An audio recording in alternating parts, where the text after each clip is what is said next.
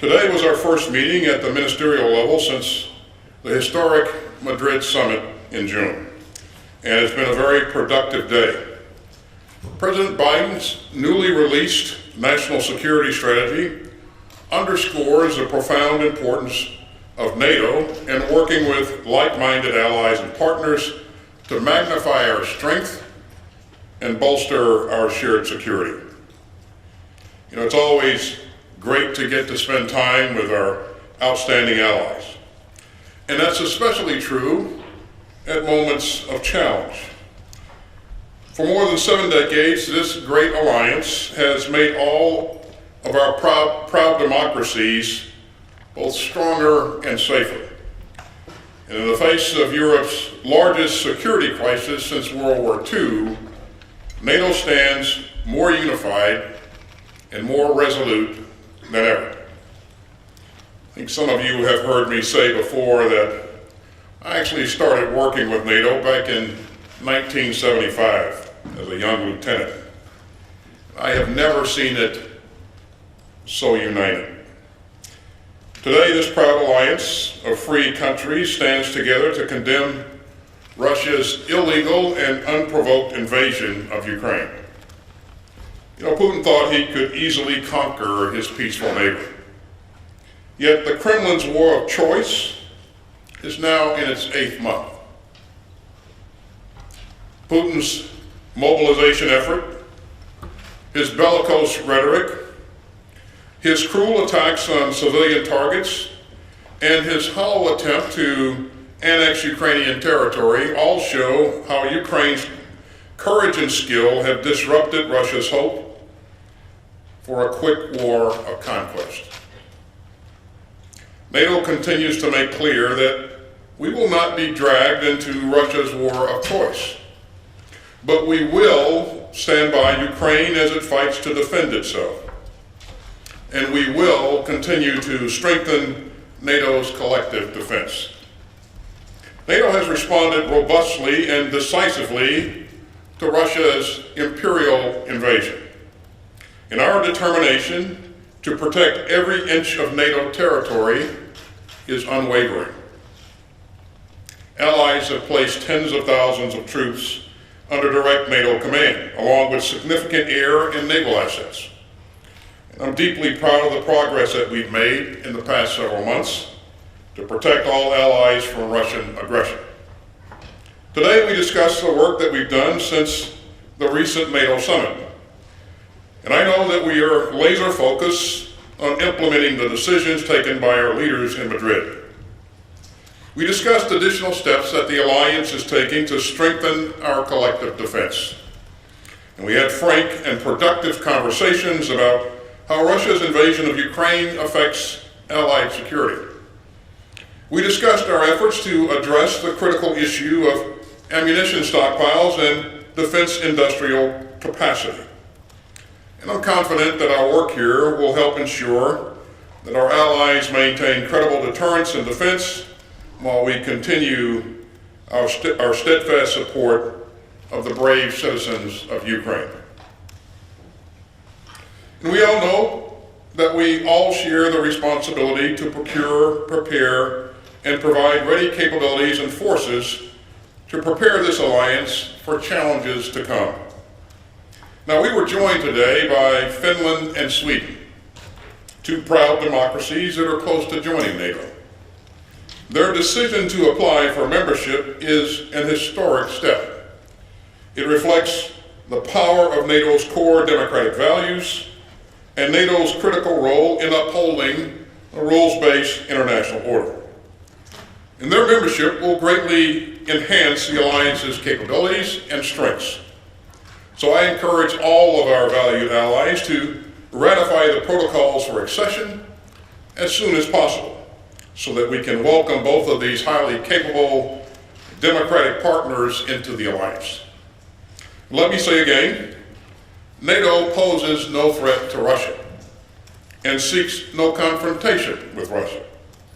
But our defensive alliance will, as it always has, protect every inch of NATO territory. NATO's preeminent task has not changed: to defend each and every ally's sovereignty and territorial integrity. And America remains profoundly committed to that task, to our NATO allies, and to Article 5.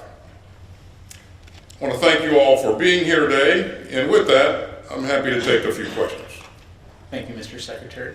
Our first question will go to Phil Stewart from Reuters.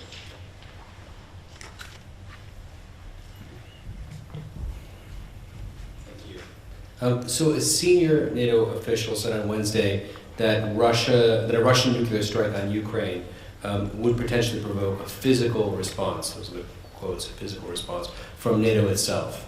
Are the U.S. and its allies prepared to potentially respond with force against Russia should it use a nuclear weapon in Ukraine? And how did Russia's threats of a nuclear strike factor in today's meeting of NATO's nuclear planning group? Did NATO agree to any changes to its nuclear policy or planning as a result? Thanks. In terms of what we're planning for any potential event that could happen, Phil, I never speculate on what could happen, and so I won't bother to walk down the road of trying to answer a hypothetical question. But it is the business of NATO to ensure that we have the ability to defend NATO. And so that is the topic that we always discuss whenever we meet. We're always looking to ensure that we have the right capabilities and in place to not only defend NATO, but also to sustain our efforts going forward.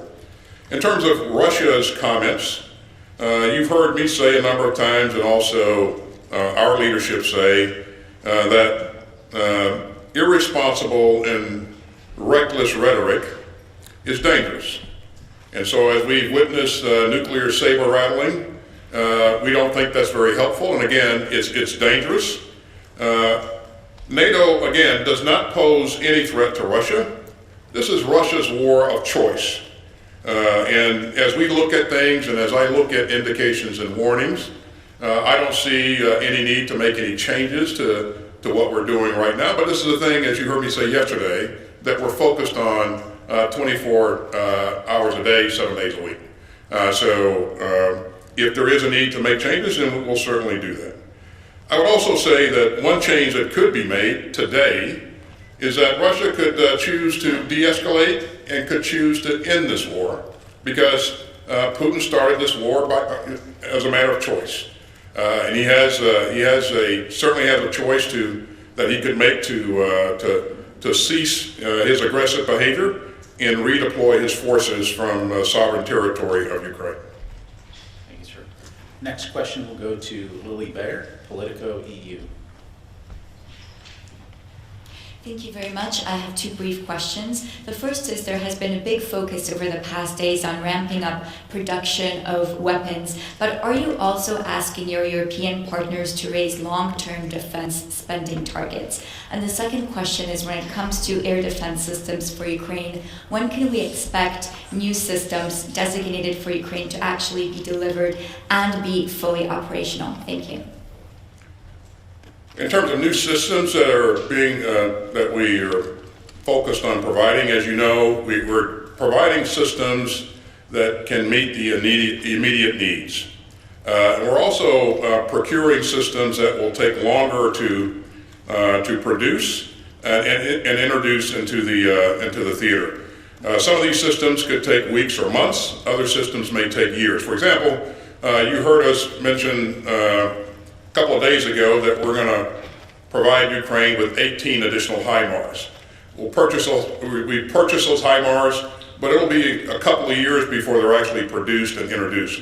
In the meantime, we've provided 4 HIMARS systems that will be introduced immediately, and that'll give them additional capability to the capabilities that they have right now. And by the way, they've been using that capability very, very effectively. And the first part of your question again was? About encouraging European partners to potentially spend more. Yeah, you've heard us say that 2% of their GDP, thank you, is what we would expect that they would invest. But as we see things develop, we would encourage countries to go above that 2% because we're going to have to invest more in expanding industrial bases and making sure that we're doing the right things to replace those things, some of those things that we provided to Ukraine. Thank you. Our next question will go to Liz Frieden, Fox.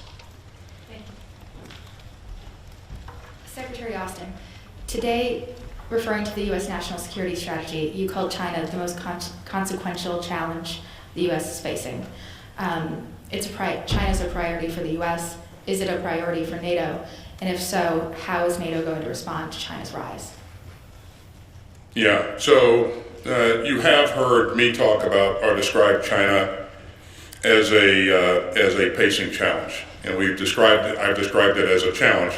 You also see it addressed in our newly released national security strategy, and I think you heard the National Security Advisor, Jake Sullivan, talk about this most recently. Again, China has the economy, it has invested in technology, it has the military capability to challenge the status quo in a number of places, and so we see that as a longer term challenge. China is addressed in our strategic concepts document in NATO. So certainly that's a thing that NATO countries have been focused on. Of course, the most pressing issue right now is Russia, as it has invaded Ukraine. But certainly China is a thing that we, the United States of America, will focus on even as we deal with the very tough problem that Russia has presented us with and presented the alliance with. And again, China is addressed in the strategic concepts document for NATO. Thank you so much. And follow up on Politico's question, actually, is there a chance that you said HIMARS, some of them could take years to get into Ukraine? Could it become a forever war in Ukraine? Well, I certainly won't speculate on how long the war is going to last, and certainly we don't want to see a forever war. This war could end today. As you heard me say earlier, it's a choice of one man, Putin. And so I would call upon him to change his decision and cease what he's done to terrorize and murder innocent civilians. So.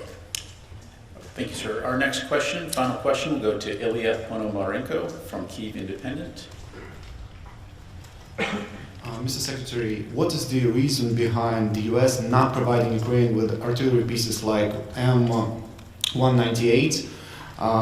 They are pretty old, but still they're good, not as modern as M777, but they're modern, they're good, and there's so many of them, and they are going out of operation of the U.S. Armed Forces. So why not unfolding them while Ukraine is asking for as many artillery pieces as possible, and the quantity also matters for its growing military. So why not unfolding them too? Great question. I think you're testing my knowledge of our tactical systems here, right? Okay, you may be aware of the fact that the M777 is a superior weapon system in terms of its ability to fire at longer ranges, and it is a very accurate weapon system, and the Ukrainians have been very happy with that weapon system and the effects that they've been able to create using it. They've also been provided a number of other 155 howitzers from various countries. We've seen countries, a lot of NATO countries that have 155 capability introduce different systems. And so, one of the limiting factors is not just the howitzer, but it is also the ammunition for that howitzer. So, again, we provided them with the most accurate weapon in the inventory, and also the one that can shoot at longer ranges. Our allies continue to step up to the plate and deliver great capability, and so I think the 198, there are a lot of numbers, a lot of systems in the inventory, as you pointed out, But the 777, I think, gives them more of what they need. The ability to shoot at a bit longer range and the accuracy that they deserve. So,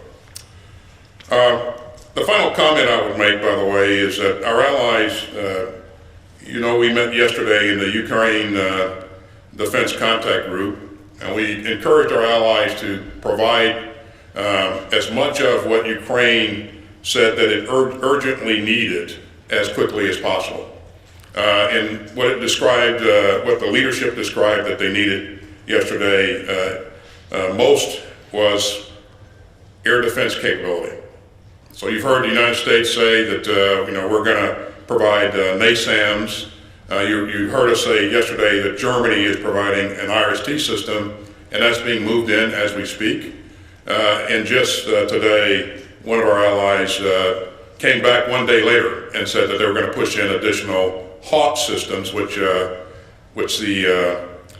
Ukrainians had asked for. So we thank Spain for its very, very rapid response. We would encourage the rest of our allies to dig deep and provide additional capability as well. And I feel confident that our allies will do that. So thank you very much. Thank you, Mr. Secretary. Ladies and gentlemen, that is all the time we have available today. This concludes our press briefing. Thank you.